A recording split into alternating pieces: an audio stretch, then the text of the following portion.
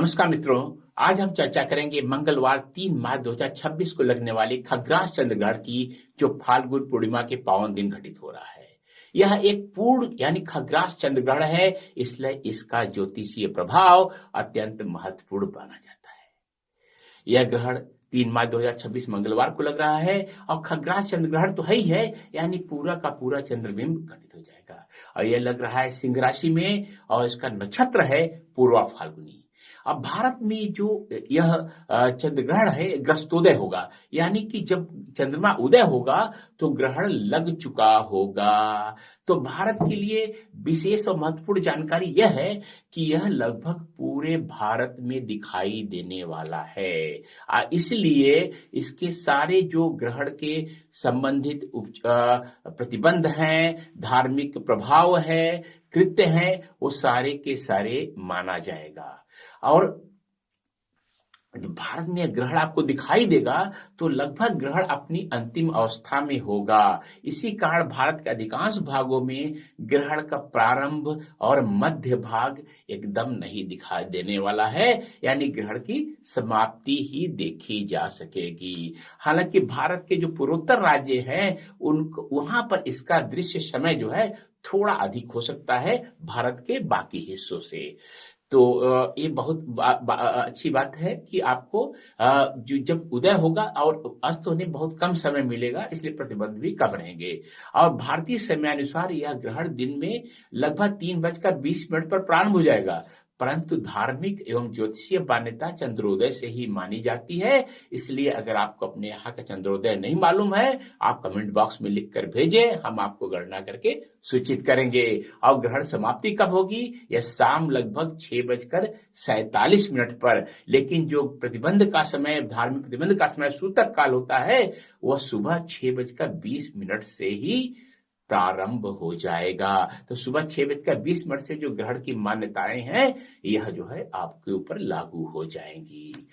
ये भारत के अतिरिक्त यह खंड जो चंद्र ग्रहण है, ये एशिया के अधिकांश भागों में, ऑस्ट्रेलिया, न्यूजीलैंड में, उत्तर अमेरिका और दक्षिण अमेरिका में, प्रशांत, अटलांटिक और हिंद महासागर में, आर्कटिक और अंटार्कटिका क्षेत्रों में भी यह देखा जाएगा। और इनमें से अधिकतर स्थानों पर ग्रहण का प्रारंभ, मध्य और समाप्ति तीनों चरण स्पष्ट रूप से दिखाई देंगे। यह चंद्र ग्रहण जो अभी घटित हो रहा है, यह सिंह राशि में घटित हो रहा है, जिसके स्वामी हैं सूर्य भगवान।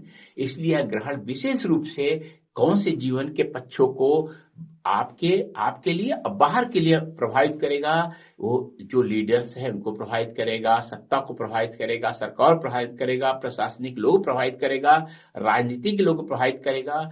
और इसका प्रभाव अहंकार, आत्मविश्वास, प्रतिष्ठा पर पड़ेगा। और शारीरिक स्तर पर हृदय, हार्ट पर जो है, रीढ़ पर यानी स्पाइनल कार्ड पे और बहुत ज्यादा, और ऊर्जा का जो सामान्य स्तर है उस पर भी प्रभाव पड़ेगा। अब मैं बताऊंगा आपको राशि के अनुसार इसका फल कैसा कैसा पड़ने वाला है।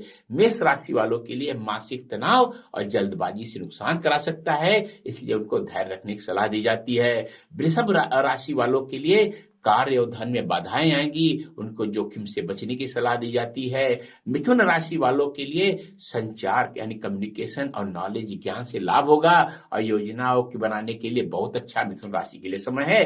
कर्क राशि के लिए अचानक खर्च और भावनात्मक असंतुलन में देख पा रहा हूं, उनको अपने ऊपर संयम रखने बहुत आवश्यक दिख रहा है। सिंह राशि वालों के लिए स्वास्थ्य, प्रतिष्ठा और उनके ईगो पर प्रभाव पड़ता दिखाई दे रहा है, विनम्र रहने की सलाह दी जाती है। कन्या राशि वालों के लिए नींद की समस्या और मानसिक बेचैनी बहुत ज्यादा मैं देख रहा हूं, ध्यान करने की यानी मेडिटेशन की सलाह दी जाती है।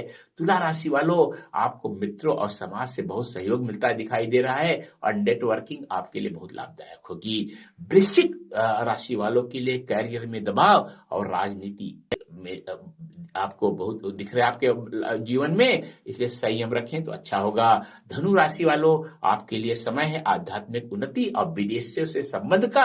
अब बहुत सारे शुभ संकेत आपको दिखाई दे रहे हैं। मकर राशि वालों के लिए बहुत भावनात्मक उतार चढ़ाव दिखाई दे रहा है, इसलिए विवाद से बचने की सलाह दी जाती है। कुंभ राशि वालों, आपके दाम्पत्य जीवन में और हर तरह की साझेदारी में भ्रम की स्थिति दिख रही है, तो स्पष्ट संवाद बातचीत रखेंगे तो अच्छा रहेगा।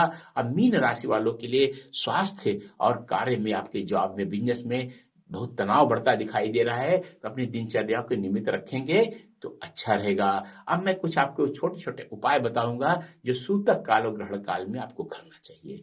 पहला, आप गायत्री मंत्र का जाप करें, अगर संभव हो तो महामृत्युंजय मंत्र का भी जाप करें, और सबसे अच्छी बात है ध्यान रखें और मौन साधना करें, और जब ग्रहण समाप्त हो जाए तो शुद्धि स्नान करें, और जो भी आपकी अगर संभव हो दान करें, किन चीजों का, सफेद वस्त्रों का, चावल का, दूध का, शक्कर का और या अन्न का।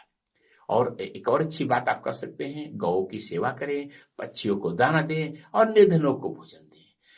विशेष रूप से मैं सूर्य प्रभावित राशियों के लिए और सिंह राशि वालों के लिए कुछ कहूंगा कि वह अगले दिन सूर्य को जल अर्पित जरूर करें, और अगर संभव हो तो ग्रहण काल में आदित्य हृदय स्तोत्र का पाठ करें।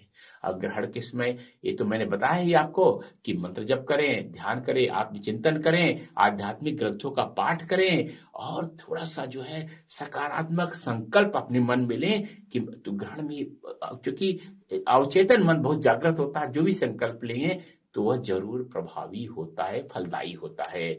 और ग्रहण के समय में जो मान्यता है कि भोजन बनाना या खाना, सोना, झगड़ा या नकारात्मक बातें करना, बाल दाढ़ी या नाखून काटना, नए कार्य आरंभ करना जो है यह मना किया जाता है। और ऐसी शास्त्र की मान्यता है गर्भवती महिलाओं को भी घर के अंदर रहना चाहिए, बाहर बहुत ज्यादा नहीं निकलना चाहिए, और मंत्र जप करना चाहिए। अब मैं आप दर्शकों के लिए विशेष सेवा दे रहा हूं कि अगर आप चैनल को सब्सक्राइब करके कमेंट बॉक्स में अपना शहर और देश का नाम लिखते हैं तो आपके स्थान के अनुसार ग्रहण का सटीक समय गणना करके हमारी टीम प्रयास करेगी कि आपको बताई जाए। तो यह चंद्रग्रहण के बारे में पूरा मैंने आपको बताया। यह बहुत आप नोट कर लीजिए। आई बहुत अच्छे ढंग से हर बार जो हमने ग्रहण पर वीडियो बनाए हैं वो अच्छे निकले हैं, सही निकले हैं। और एक अंत में एक मैं आपके लिए संक्षिप्त सा जो एक आधारभूत संदेश देना चाहता हूं कि देखिए ग्रहण भय का विषय नहीं है, ये आत्मिक शुद्धि, अपने कर्मों में सुधार और आध्यात्मिक उन्नति का अवसर देने वाला है। तो इस चंद्रग्रहण का उपयोग इसी सकारात्मक परिवर्तन के लिए करें। और अगर आपको ये वीडियो अच्छा लगा हो तो चैनल को सब्सक्राइब करना, शेयर करना, लाइक करना न भूलें। मैं हूं आचार्य कल्की कृष्णन, astrodev.com से।